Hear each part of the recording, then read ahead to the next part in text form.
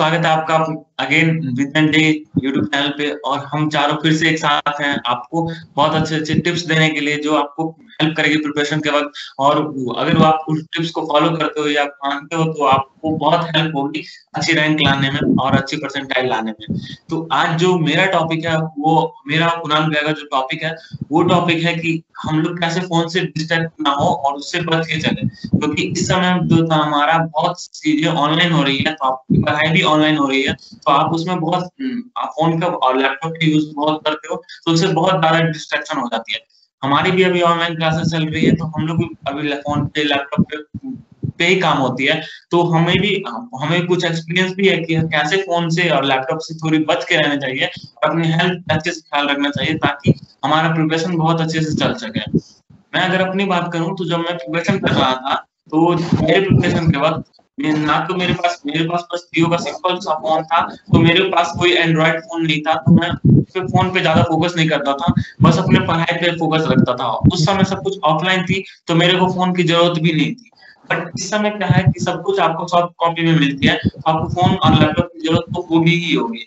तो आप उसको एंड्रॉइड फ़ोन को अच्छे से यूज़ करना सीखो कि आप क्वेश्चन सॉल्व करने के लिए या किसी कोई अच्छी वीडियोज़ देखने के लिए आप फ़ोन का यूज़ करो, कोई गलत यूज़ ना करो। जैसे कि हम लोग अभी मेरे दोस्त थे जो रूम पार्टनर थे मेरे, वो फ़ोन का गलत यूज़ भी थोड़ा-मोड़ा बहुत करते थे कि वो पबजी बहुत खेलते थे या दूसरा कुछ बहुत करते थे। तो आपको ये नहीं करना है कि ये पबजी फिर से आ रही है, आपको फिर से पबजी नहीं खेलना है, पबजी से बच के रहना है। जितना टाइम आप प्रिपरेशन करते हो 1 साल, 2 साल या 3 साल, तो आप अच्छे से प्रिपरेशन पे ध्यान दो।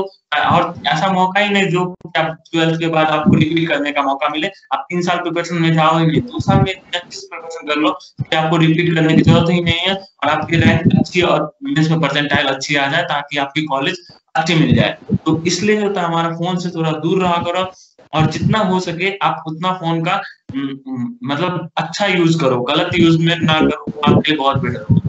क्या कुणाल भाई? हाँ, मैं इसमें एक पॉइंट ऐड करना चाहता हूँ। जैसे क्या होता है, अभी दिक्कत ये होती है कि अभी सारी क्लासेस ऑनलाइन चल रही है, ऑफलाइन तो है ही नहीं। तो ऑनलाइन क्लास में क्या होता है, अपन जब फोन या लैपटॉप किसी से भी अटेंड कर रहे होते हैं, तो मेन दिक्कत है जब ऑनलाइन क्लासेस अटेंड कर रहे हैं, सर का लेक्चर चल रहा है और दिक्कत आती है नोटिफिकेशन की। अब किसी भी वीडियो का नोटिफिकेशन आता था, वो ऑनलाइन क्लासेस को छोड़ के उस नोटिफिकेशन चले जाता है और वो वीडियो देखना शुरू कर जाता है, फिर और कोई नोटिफिकेशन, ऐसे दिक्कत बढ़ती ही जाती है। अब दिक्कत क्या थी, जब आपने वो ऑनलाइन क्लास बीच में छोड़ी, तो वो एक बैकलॉग बन जाता है और उस बैकलॉग को कवर करने के लिए आप वो आगे, ऐसा नहीं कि वो बैकलॉग कवर हो जाता उसी टाइम, वो बैकलॉग आगे बढ़ता ही जाएगा। ऐसा नहीं कि वो, क्योंकि आपके साथ दिक्कत है, आपने वो एक लेक्चर छोड़ा, उसके पीछे 10 लेक्चर और छोड़े, वो धीरे धीरे बैकलॉग बढ़ेगा। तो इसलिए आप ये याद रखें कि जब भी ऑनलाइन क्लासेस आए, तो आप ये नोटिफिकेशन के चक्कर में ना रहे। आप जो भी ऑनलाइन क्लासेस ले रहे हैं उसको पूरी अटेंड करके फिर आप भले अपना, यदि आपने 2 से 3 घंटे पढ़ाई कर दी है, तो उसके बाद भले आप आधा घंटा 1 घंटा रिलैक्स ले सकते हैं। और एक सबसे बड़ी दिक्कत ये आती है कि जो अब क्या होता है, जैसे अब आपने 2 से 3 घंटे पढ़ाई की, उसके बाद अपन का मन होता है कि थोड़ी देर यूट्यूब या इंस्टाग्राम, फेसबुक कुछ भी चलाएं, मतलब कोई भी सोशल मीडिया प्लेटफॉर्म। तब दिक्कत ये आती है कि अपन जब चलाना 2 मिनट जाते हैं, पर वो 2 मिनट कब 10 मिनट, कब 20 मिनट, कब आधा घंटा, 1 घंटा, ये कब 2-3 घंटे तक एक्सटेंड पता ही नहीं चलता है। तो इसलिए सबसे अच्छी ये बात है कि आप जब भी चलाएं तो आप एक अपना टाइम लिमिट सेट करके चलेंगे। अब यदि मैं 3 घंटे पढ़ाई कर रहा हूँ, तो मैं उसके बाद आधा घंटा भले मैं खेल दूं, कुछ भी यदि सोशल मीडिया प्लेटफॉर्म यूज करूँ। और बेहतर तो ये होता है कि आप इन यूट्यूब, फेसबुक, इनसे दूर रखे, यदि आप आउटडोर गेम्स पे चले जाएं या कहीं अपने पेरेंट्स से बात कर दें या किसी फ्रेंड से बात कर ले या बाहर खेलने चले जाएं, क्रिकेट कुछ भी, तो वो बेहतर रहेगा। क्योंकि वहां क्या होगा, आपके पास एक लिमिट होगी, आधे घंटे वापस आ भी सकते हो, बट ये आपको कब आधा घंटा, आपको टाइम लेके तो पता ही नहीं चलेगा। मेनली यही बात होती है, आपको टाइम, ये है कि इस ना जो पेंडेमिक के दौरान यदि आपने टाइम का सही से यूज कर दिया, तो ये आपके परसेंटेज को बहुत अच्छा इंप्रूव कर सकता है।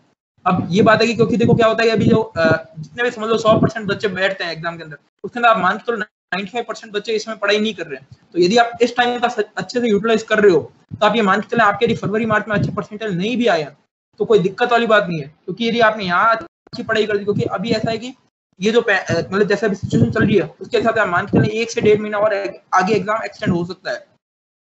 तो बेहतर ये होगा कि आप इस टाइम को अच्छे से यूटिलाइज करें। जो आपको रिवीजन करना है, जो आपके टॉपिक वीक है, जो आपको इस पे आपको सफिशिएंट लेवल की प्रॉब्लम प्रैक्टिस करनी है, वो सब आप इसमें यूटिलाइज कर सकते हैं टाइम में। तो बस यही है, टाइम आपको यूटिलाइज करना है। अब मैं ये बात करने वाला हूँ आपसे कि जब भी आप जो तैयारी कर रहे होंगे, उसमें जैसे आपको टाइम ज़्यादा मिलता जा रहा है, एग्जाम आगे आगे खिसकता जा रहा है, आपको टाइम ज़्यादा मिलता जा रहा है, तो उस टाइम को आप यूटिलाइज कैसे करें? मतलब हाँ मैं मानता हूँ ये काफी लोगों के साथ ऐसा हो रहा होगा कि एक बोरियत सी महसूस हो रही होगी कि यार पढ़ लिया, एक बार पढ़ लिया, 2 बार पढ़ लिया, बार बार कितनी बार पढ़ा है, एग्जाम की डेट फिक्स तो हो नहीं रही है, तो उससे परेशान भी हो जाते हैं। ठीक है, मैं मान सकता हूँ क्योंकि मैं खुद इस दौर से गुजरा हुआ हूँ, तो ये वाजिब बात है। तो मैं ये कहना चाहता हूँ कि आप इसको कैसे यूटिलाइज करें जितना हो सके। तो आप गैप्स में पढ़ाई करिए। जैसे मान लीजिए आपने आधा घंटा बैठे, आधा घंटा बैठ के एक टॉपिक कवर किया पूरा, आधे घंटे के बाद आप गए थोड़ी बाहर, खुली हवा खाई, छत पर चले गए, 5-10 मिनट गाने सुन लिए आपके पसंद के, छत पर खुली हवा खा ली, माइंड फ्रेश कर लिया, फिर वापस आके बैठ जाए। ऐसे आधे आधे के घंटे के बीच में 5-10 मिनट की गैप से अगर आप पढ़ेंगे तो आपको बोरियत महसूस नहीं होगी, जो कि अभी काफी बच्चों में बहुत कॉमन होगी मेरे ख्याल से। तो एक ये तरीका है। और दूसरा कि जैसे मान लो आप थ्योरी पढ़ रहे हो, तो थ्योरी पढ़ते पढ़ते आप बोर हो गए तो क्वेश्चन लगाना चालू कर दो, क्योंकि जनरली थ्योरी पढ़ने से ज्यादा आपको क्वेश्चन लगाने में मजा आता है। जैसे मैं अगर मेरी बात करूं तो मेरे को क्वेश्चन लगाने में बहुत इंटरेस्ट आता था कि जैसे मैंने थ्योरी पढ़ ली, पूरी कवर कर ली, बेसिक पोर्शन पूरा कवर कर लिया, उसके बाद मैं क्वेश्चन लगा रहा हूँ, तो मुझे उसमें मजा आता था, मुझे पता भी नहीं चलता था कब टाइम निकल जाता था और मेरी प्रैक्टिस भी हो जाती थी। तो एक ये कुछ एक दो छोटे मोटे तरीके हैं जिससे आप कम कंसंट्रेशन होते हुए भी आप अपनी पढ़ाई ज्यादा कर सकते हैं। कि भाई ये तो भाई छोटे छोटे गैप में कर लिया, उससे उससे भी टाइम बढ़ जाएगा और आपको पता भी नहीं लगेगा। और दूसरी बात वही कि क्वेश्चन लेके बैठ गए, थ्योरी कवर करी, आधा घंटा थ्योरी कवर करी, उसके बाद क्वेश्चन लेके बैठ गए जिससे आपको इंटरेस्ट आने लग जाएगा, और फिर वापस थ्योरी लेके बैठ गए। ऐसे करते करते आप अपनी पढ़ाई को जारी रख सकते हैं। नीरव, मैं बिल्कुल आपकी बात से सहमत हूँ। जिस प्रकार आपने कहा कि आप जैसे ही थ्योरी पढ़ते हुए बोर हो जाएं तो हाँ, कुछ क्वेश्चन मिला लीजिए, और मैक्सिमम ट्राई कि आप ये कीजिए कि आप काफी एक लंबी सिटिंग करें कंसंट्रेट होके बैठने की, और उसके बाद उठ के आप कहीं जाके थोड़ा टहल के आ जाएं, छत के ऊपर, गली के अंदर चक्कर काट लिया, ताकि आपका हो सके तो में जरूर उठें एक बार 5। और वो ब्रह्म मुहूर्त, उस समय काफी अच्छी ऑक्सीजन जो है आपको अच्छा लगेगा, कि उस समय की जो लाइट है वो हमारी बॉडी के लिए काफी हेल्पफुल होती है। कुछ एक श्लोक मुझे याद आ रहा है कि पुराने जमाने में किसी ने कहा था कि काक चेष्टा वक्त्यानम स्वर्ण निद्रा तथैव आहार ग्रह पंच लक्षण, कि काक की तरह हमारी चेष्टा होनी चाहिए, बगुल की तरह हमारा ध्यान होना चाहिए, और स्वर्ण जैसी निद्रा यानी कुत्ते जैसी नींद होनी चाहिए। हमें बहुत, हमारी नींद सेंसिटिव होनी चाहिए, हमको किसी भी समय उठ जाने चाहिए, हमको कम खाना चाहिए, और कम इन दैट सेंस कि हमें ऑयली फूड नहीं खाना चाहिए, जंक नहीं खाना चाहिए, क्योंकि अभी हम सब लोग घर पे बैठ के अपनी पढ़ाई कर रहे हैं और एक जगह हमारी सिटिंग होती है, तो उस कारण क्या है कि वो अगर हम जंक या ऑयली फूड खाते हैं तो हमारे पेट में वो फैट जमा होता जाता है, और वो एट लास्ट ओबेसिटी या फिर जो बोल सकते हैं मोटापे को लेड करेगा। और हमेशा जो सुख सुविधा की चीजें हैं उनसे हमें दूर रहना चाहिए, कि कहीं आपके यूं बोल रहे हो कि एसी में बैठ के हमको अगर सारी फैसिलिटीज मिल रही है घर पे, तो शायद ही अपन उस लेवल का हार्ड वर्क कर पाएंगे। और हमेशा अपनी लिमिट्स को है ना पुश करो, अपनी लिमिट को अगर आप पुश करोगे ना, तभी आपसे कुछ एक अच्छी चीज होगी। और इसमें एक बेहतरीन बात कही थी कि काक चेष्टा, काक चेष्टा यानी कौवे की तरह आपकी जो है चाहत होनी चाहिए। अगर आपने एक चीज अचीव कर ली है तो आपको अपना गोल हाइयर सेट करके दूसरी चीज की तरफ आपको अपनी जो है वांट, जो चेष्टा है वो आगे बढ़ाइए। वको ध्यानम, जैसे अगर आप लोगों को पता हो कि बगुला जो एक पक्षी होता है, बगुला जो एक पक्षी होता है, वो पानी में अपनी एक टांग पे खड़े होके ऐसे प्रिटेंड करता है, मतलब वो ऐसे प्रिटेंड करता है कि मैं नींद में हूँ, एक पैर पे वो सो रहा होता है, ताकि जो आजू बाजू की उसमें पानी के अंदर जो मछलियां हैं वो उसके पाँव की चारों तरफ घूमे, और जैसे ही उसको सही मौका मिलता है वो अपना वो जो ढोंग है वो उसको तोड़ता है और फटाफट मछली खा लेता है। तो अपने को अपनी बगुल जैसी जो ध्यान है वैसा होना चाहिए, बगुले जैसे ध्यान होना चाहिए, और अपने को प्रॉपर एक सर्टेन टाइम का, एक प्रॉपर मूवमेंट का वेट करना चाहिए, जिस समय अपन अपने गोल के ऊपर 6 मार सके। और कौवे की तरह हमेशा हमारी चेष्टा होनी चाहिए, और हमने को एक कंसंट्रेशन जो लेवल जिसको बोलते हैं, वो कंसंट्रेशन लेवल अपने को बढ़ाना चाहिए। वो कंसंट्रेशन लेवल आपका जो पढ़ने को, योगा करें ना करें, आप प्राणायाम करें, और एक भ्रामरिक प्राणायाम करें, और तीसरा सूर्य नमस्कार, मॉर्निंग में उठ के ज्यादा नहीं 10 मिनट मेडिटेशन, 5 मिनट भ्रामरिक प्राणायाम और 5 मिनट सूर्य नमस्कार बहुत होगा। इससे आपकी एक तो बॉडी के अंदर की जो मेटाबॉलिज्म है वो भी अच्छा रहेगा। और दूसरा जो है आपके साथ ज्यादा जो बोलते हैं उसको कंसंट्रेशन लेवल और बॉडी के अंदर जो ब्लड सर्कुलेशन है, रक्तचाप है, वो बढ़ा रहेगा। क्योंकि हमारा जो जॉब है अपना माइंड को एक्सपेरिमेंट हो या फिर एडवांस का पेपर यूं चाहते हो कि मेरी अच्छी रैंक आए, तो आपका माइंड जो वर्क है उन 3 घंटों के अंदर आपका माइंड जो है अपने 200% एक्यूरेसी पे होना चाहिए। और आप क्या सोचते हो कि मेरे को एक चैप्टर पढ़ के एग्जाम देना, नहीं, बल्कि आपको 90 चैप्टर अराउंड, तीनों चैप्टर में अगर मैं गलत नहीं, तीनों सब्जेक्ट मिला के अराउंड 90 to 95 चैप्टर थे, और उनमें 800 से 900 कॉन्सेप्ट हैं। आप जब 3 घंटे का पेपर दे रहे होगे, अगर आप में कंसंट्रेशन नहीं होगा प्रॉपर, तो आप वो 800 से 900 कॉन्सेप्ट जो है वो एक बार आपके सामने 3 घंटे में आ जाने चाहिए। अगर आपका कंसंट्रेशन अच्छी तरह होगा तो आप वो क्वेश्चन देखते ही एक सेकंड, 10 सेकंड, 15 सेकंड मैक्सिमम में आप वो क्वेश्चन राइट कर दोगे। नहीं तो आपको काफी सोचना पड़ेगा। तो कंसंट्रेशन की काफी ज्यादा महत्व होती है। दूसरा ये बात है कि अगर घर पे भी हम पेपर दे रहे हैं तो कि मेरे को कंसंट्रेट होके प्रॉपर 3 घंटे की सिटिंग में देना है। कि कई बार क्या होता है कि जो तेरी टेस्ट सीरीज जो आती है ना, उसमें क्या होता है कि पेपर पॉज कर सकते हो। आपने जैसे आधा पेपर 15 क्वेश्चन अभी दे दिए, बोलते हैं कि मेरे अभी मन नहीं है, मेरे को कहीं बाहर जाना है, तो 15, ऐसे नहीं करो, 15 बाद में कर दो, ऐसा बिल्कुल नहीं करना है। आप दे रहे हो तो एटलीस्ट 2.5 घंटे से 2.75 घंटे की तो सेटिंग करनी ही करनी है। और आपके उससे क्या होगा कि कंसंट्रेशन लेवल होगा। दूसरा 2 to 5 PM वाले स्लॉट में और एक 9:30 to 12:30 वाला जो स्लॉट है ना, उसमें देने की 100% ट्राई करें। क्योंकि इनफैक्ट 100% के मैं यही कहूंगा कि उसी समय दें आप। क्योंकि आपका जो, अगर आप महीने भर से उसी टाइम स्लॉट में बैठ के एक चेयर टेबल पे प्रैक्टिस कर रहे हो पेपर देने की प्रॉपर 3 घंटे बैठ के, तो आपका माइंड सेट वैसा ही होगा। अगले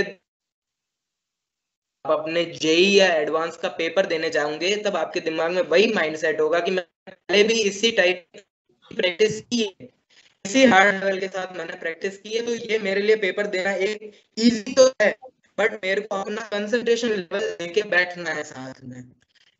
कई बार ऐसा इंपॉर्टेंट होता है कि मेरे, आई पर्सनली, ये मेरा ड्रॉबैक है कि अपन बोलते हैं यार सिली मिस्टेक, एक्चुअल में वो सिल्ली बर्फ की जो बड़ी वाली सिल्ली होती है ना, बाद में वो अलग, छोटी सिल्ली नहीं। अपन बोलते हैं यार सिल्ली मिस्टेक हो गई, मैंने 2 into 2 5 लिख के आ गया। वो एक्चुअल में बहुत बड़ी मिस्टेक होती है। अगर आपका एक क्वेश्चन गलत हो रहा है ना एडवांस में, तो आप मानेंगे नहीं, अराउंड 4000 से 5000 रैंक पीछे आ रहे हैं। एक क्वेश्चन के पीछे आपके 4 नंबर तो क्वेश्चन के गए, अगर वो नेगेटिव है तो 2 नंबर नेगेटिव भी हो गए, तो अराउंड 6 नंबर पीछे जाना आप अफोर्ड नहीं कर पाओगे। लोगों का सिलेक्शन रुक जाता है एक एक नंबर पे। तो ये सिली मिस्टेक कम करने का एक ही तरीका है, वो है कंसंट्रेशन लगा के पढ़ो। एक क्वेश्चन को आप यूं पढ़ रहे, नेम इज, इतनी जल्दी मत पढ़ो। क्वेश्चन कोई पढ़ रहे हो तो इतनी फास्ट मत पढ़ो। आप क्वेश्चन को पढ़ो, the concentration of given NaCl solution is 20% W/W। आप वैल्यूज को साथ में लेके चलो, आप अपने दिमाग में विजुअलाइज करो कि वो वैल्यूज क्या बोल रही है। आप फटाफट कोई चीज पढ़ोगे, क्वेश्चन में लिखा हुआ विच of the following is wrong statement, आपने देखा, आपने रॉन्ग देखा नहीं, पहला ए ऑप्शन करेक्ट दिया हुआ था, आपने ए पे करेक्ट मार के चला गया कि भाई हमारे तो पेपर ऐसे ही होते थे, which of the following is correct option आ रहा होता है। आते भी आप बावजूद क्यों गलत करके आते हो? क्योंकि आपका कंसंट्रेशन नहीं होता है क्वेश्चन को पढ़ते हुए। तो बस अपना कंसंट्रेशन बढ़ाओ, हेल्दी खाना खाओ, ग्रीन्स वेजिटेबल्स खाओ। कि हमारी बेस्ट विशेस आपके साथ है। आप ये ट्राई कर रहे हैं कि बेस्ट से best one shot series type या फिर क्वेश्चन सीरीज जो है जेई के कॉन्सेप्ट से रिलेटेड, वो आपके पास जल्दी से जल्दी और ज्यादा क्वांटिटी में लेके आए आपके जेई के पेपर से पहले। नीरव भाई या ऋतिक भाई, आप कुछ कहना चाहेंगे? सही बात, आपने एकदम सही कही कि सबसे पहली बात कि ये जो मतलब 1 महीने पहले से अगर हम टेस्ट, जिस टाइम पे हमारा एग्जाम होगा उस टाइम का अगर प्रैक्टिस करें तो हमारे लिए वो बेटर होगा। तो ये मैं एक और बात बताना चाहता हूँ कि मैं ये अपनी एक्सपीरियंस बताना चाहता हूँ कि मैंने शुरुआत में जब टेस्ट देना शुरुआत किया था, तो मेरी एक आदत थी कि मैं सबसे पहले केमिस्ट्री, फिर मैथ्स, देन फिजिक्स करता था। और वो मैंने पूरे मतलब जितने अपने कोटा में 1 साल बिताया और जितने सारे टेस्ट दिए, मैंने यही पैटर्न फॉलो किया। तो ये मेरे को बहुत ज्यादा कॉन्फिडेंस था इस पैटर्न पे, और मेरे लिए बहुत फायदा भी रहा है कि मेरे को टेंशन नहीं होती थी कि आज पहले कौन सा सब्जेक्ट दूं, बाद में कौन सा सब्जेक्ट दूं, क्योंकि मेरे को पहले पता था कि मेरे को पहले केमिस्ट्री देनी, फिर मैथ देनी, फिजिक्स देनी। इसके बहुत सारे ड्रॉबैक्स भी होते हैं कि पेपर एडवांस में तो ऐसा नहीं करना चाहिए कि 100% श्योर होके कि मेरे को सबसे पहले केमिस्ट्री ही करनी है, बट मेंस में आप 100% श्योर होके जा सकते हो कि मेरे को पहले केमिस्ट्री ही करनी है। बट एडवांस में जाके आप वहां पे 90% श्योर होके जा सकते हो कि मैं ये पैटर्न फॉलो करूंगा। लेकिन 10% जो है, आप ये सोच के जाना कि अगर पेपर बहुत टफ आ गया केमिस्ट्री के, तो मैं उसको छोड़ के पहले मैथ्स कर लूंगा। कि वहां पे आपको ये एबिलिटी होनी चाहिए कि हम उस टाइम पे जाके, मतलब एग्जाम हॉल में जाके, हम अपना जो हमारा पहले से सोचा हुआ प्लान है, हम उसको चेंज कर सके। तो मेरी यही बात रही। कुणाल भाई, आप कुछ ऐड करोगे? मैं ऐसा बोलना चाहता हूँ कि जैसे क्या होगा, जो ये वीडियो के डिस्क्रिप्शन बॉक्स में व्हाट्सएप ग्रुप का लिंक होगा, आप उसमें ऐड हो, क्योंकि उसमें हमने एक और चीज ऐड की है, वो एक क्वेश्चन बैंक।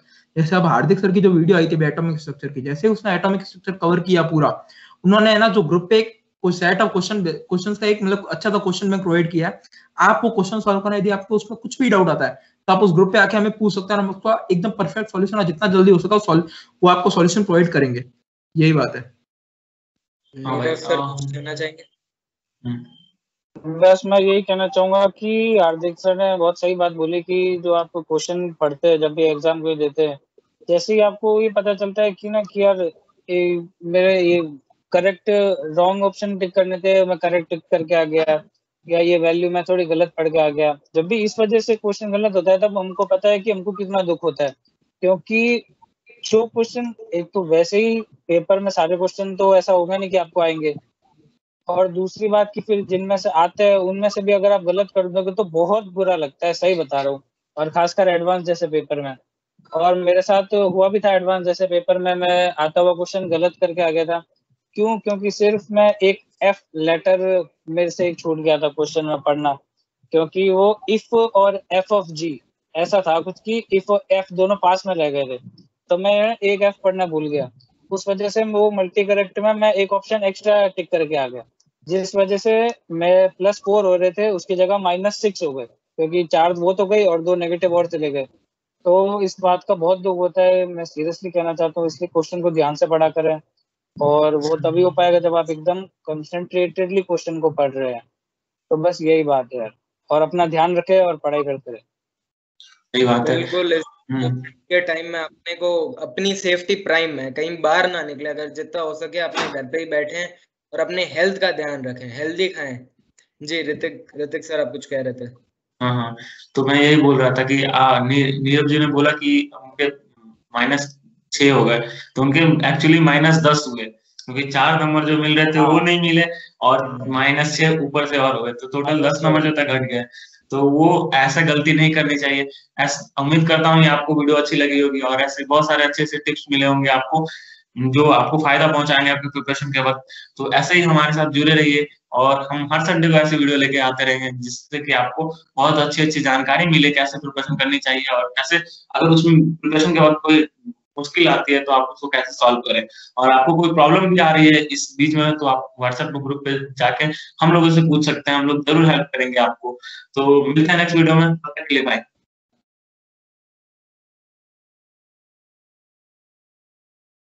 बाय। बाय।